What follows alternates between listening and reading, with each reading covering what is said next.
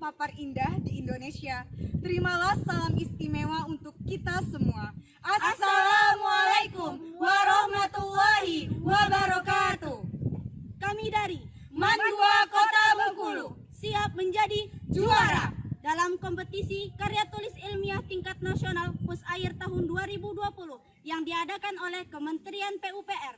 Wassalamualaikum warahmatullahi wabarakatuh.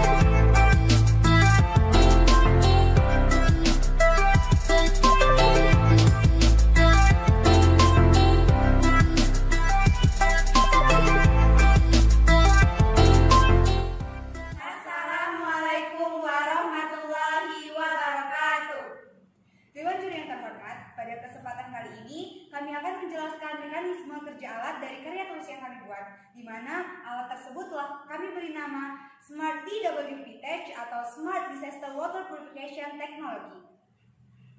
Ini adalah sampel air sungai yang kami ambil. Pada air ini masih terdapat mikroorganisme maupun zat kimia, sehingga air ini tidak layak untuk diminum atau merupakan air kotor.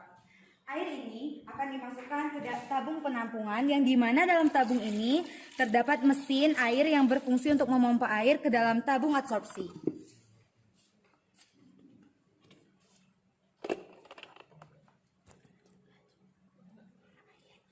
Air masuk ke dalam tabung adsorpsi.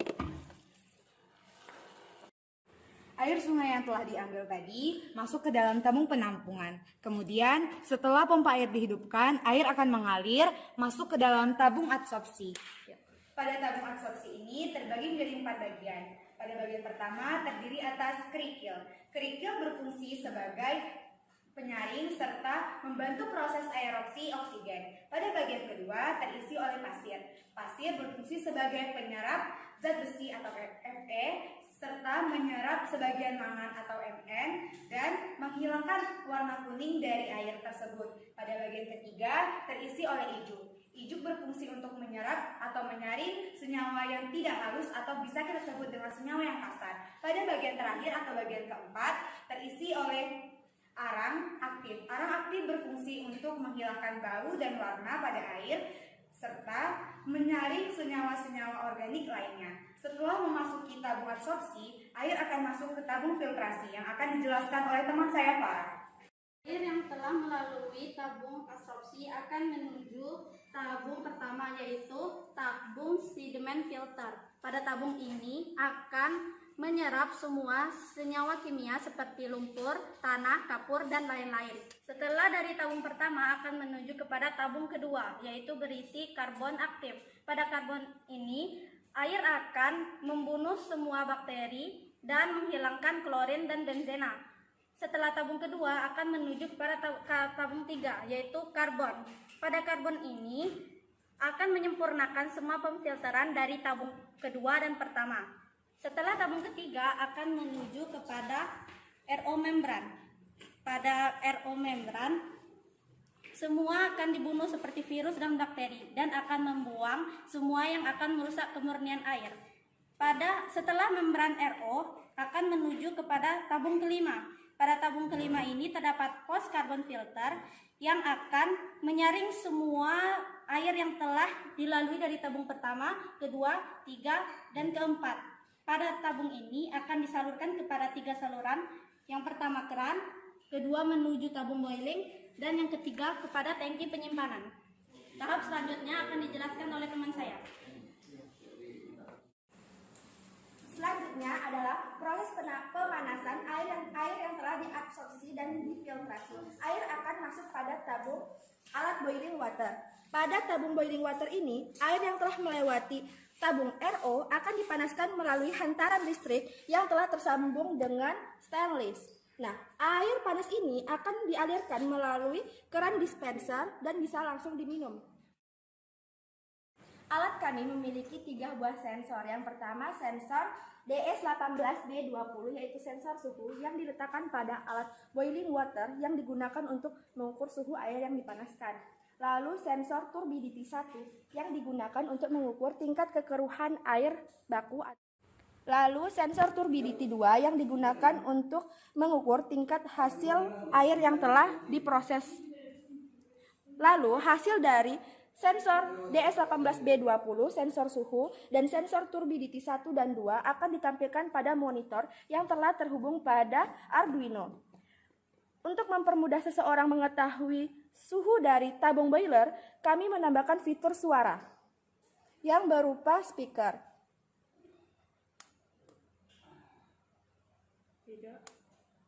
Suhu air dalam tabung sama dengan 32 derajat Celcius. Itulah mekanisme kerja alat dari karya tulis yang kami buat. Semoga bermanfaat. Sekian dari kami. Wassalamualaikum warahmatullahi wabarakatuh.